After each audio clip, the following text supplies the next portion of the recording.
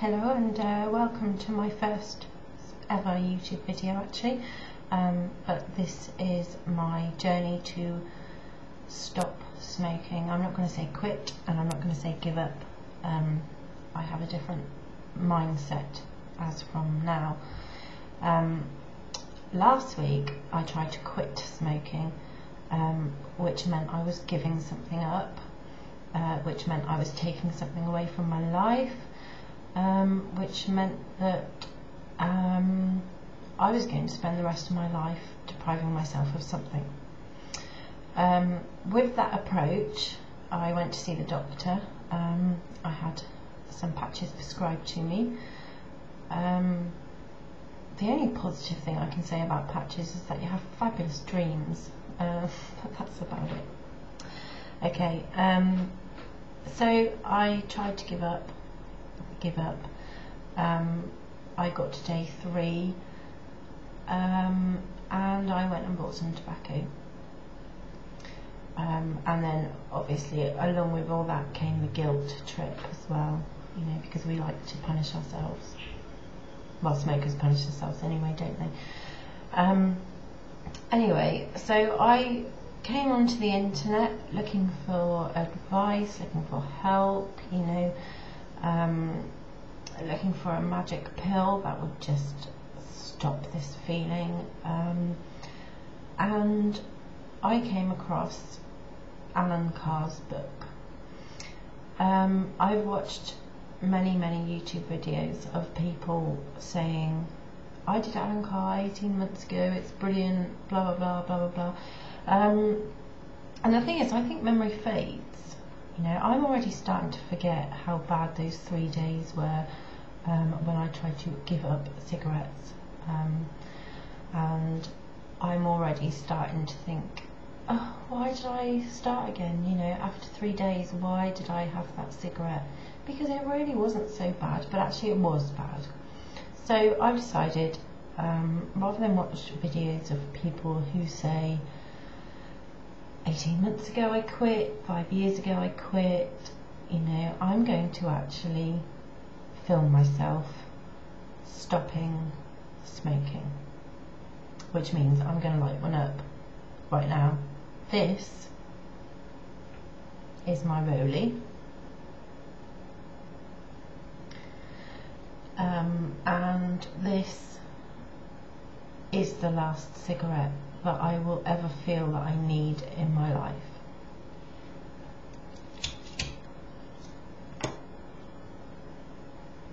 It's going to get a bit smoky around here, I'm afraid. Okay, I promised myself that I would give up smoking. I've got to stop saying give up.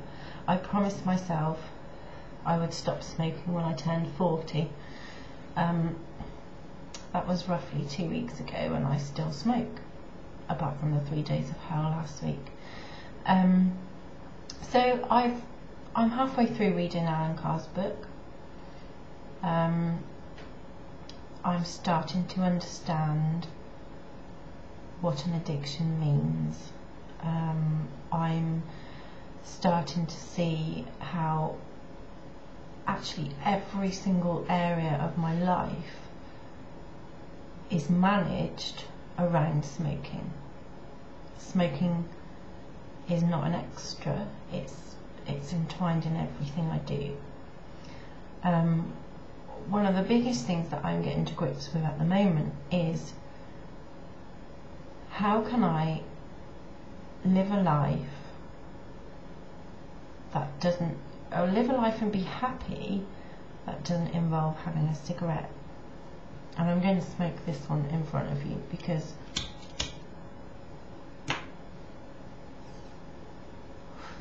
I want you to see this work.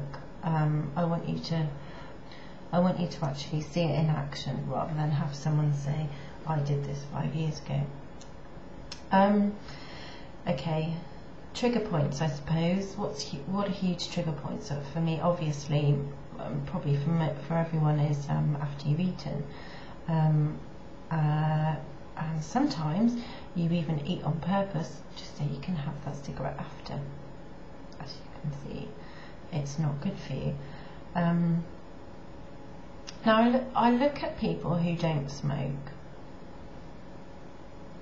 Yeah, I envy them. I do. I think to myself, how can you sit there with that coffee in your hand and not have a cigarette, yet still appear perfectly normal and perfectly happy? You know, my children don't say, oh, you know, I think I'll climb that tree, but actually I'll just have a cigarette first. And I didn't. There was a time in my life, I mean, I started smoking when I was about 14. You know, that's a lot of years. I've just turned 40. I probably actually didn't become properly addicted till I was around 17 or 18, which is when, you know, we all go to the pub for the first time, and everybody, and you know, in the late 80s, 90s, everybody was smoking. It was the thing to do. Obviously it isn't now.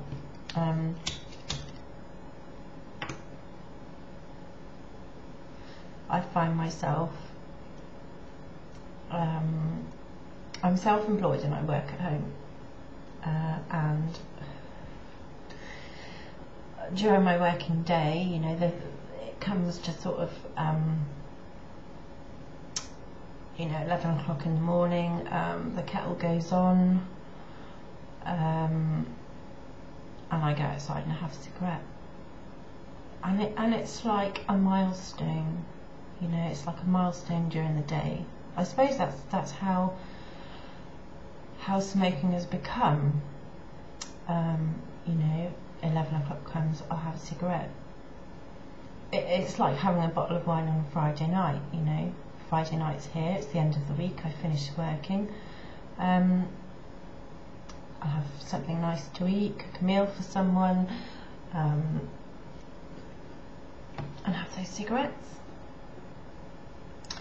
But I mean, quite recently, you know, I mean sort of the last 5 years, you know, that the smoking habit has pushed smokers into a corner somewhat, you know. Standing outside in the freezing cold with, you know, with an umbrella in one hand, trying to roll a cigarette in the other. I mean, it's pitiful, really, isn't it? You know. She said, still smoking. Well, anyway, the idea with the Allen Carr book, if you're all wondering why I'm still smoking, is you have to smoke while you're reading it. Well, you don't have to. If you've given up and you're obviously reading it for a reminder, then which from what I can tell, no one actually has needed to do that. But the idea is to erase every single excuse that you have for smoking.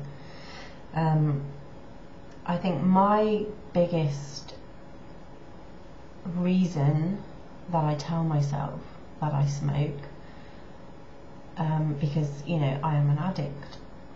I am a nicotine addict, so therefore I have to lie to myself. My biggest reason is the milestone thing. You know, how will I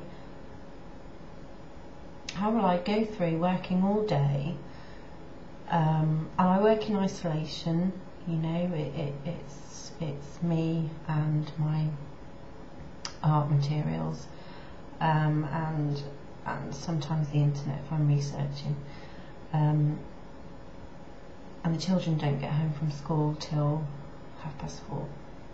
So how will I get from there in silence, solitude, you know, without having a cigarette every couple of hours, or every hour, depends what I'm doing, you know. I tend to feel less guilty about smoking in the house when the children aren't here. So I think peeling away the layers, what I need to get my head around, and I think what most smokers need to get their head around, is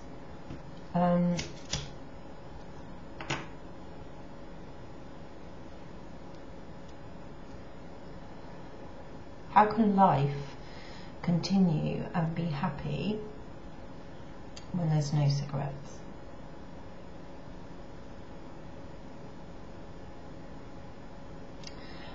Odd really when you think about it, because actually, you know, that was exactly how it was before I started smoking, before any of us started smoking. You know, did we miss cigarettes? No, we never had them. And one of the huge things that there's a lot of waffle in the Allen Carr books, but there's also points that kind of jump out at you. One of them is, and it's not the you know, cigarettes shall kill you, cigarettes make you smell, cigarettes make your teeth bad, cigarettes cost you loads of money, blah blah blah blah blah. It's none of those things, because we all know that. You know, we all know what cigarettes do to us.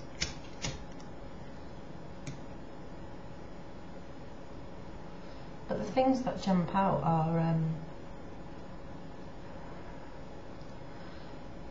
I don't know, what's your favourite food? I suppose mine is Stilton. Stilton and mussels, I suppose. If someone said to me, you know, what's your last supper going to be? It'll be a plate full of mussels and some Stilton. And I absolutely adore those things. But I don't have 20 Stilton a day. You know, I don't wake up in the morning and think, God, I must have some mussels. Even though they're absolutely pleasurable and I love them, I don't need them. And this is the same as smoking, isn't it? You know, I think I like it because my body is telling me I like it. Or my body is twisting my mind to think I like it, when actually all I want is the nicotine. And another sort of big point that jumped out at me was, you're only addicted from the last cigarette you had, which is going to be this one, you know. It's 11 o'clock at night now, and I plan to, when I go to bed, I will read the rest of Allen Carr's book.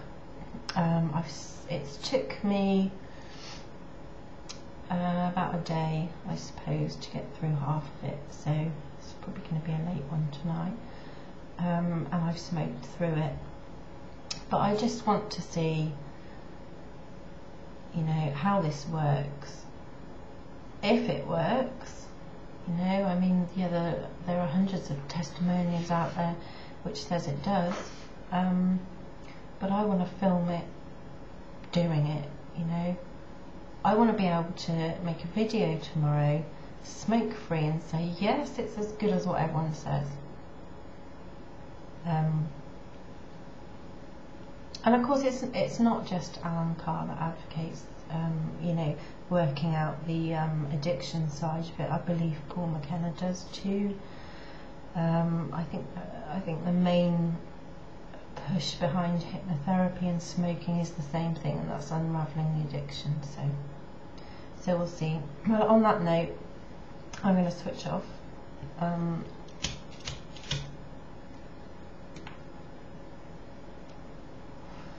going to smoke this last cigarette, and then we'll see how things are tomorrow.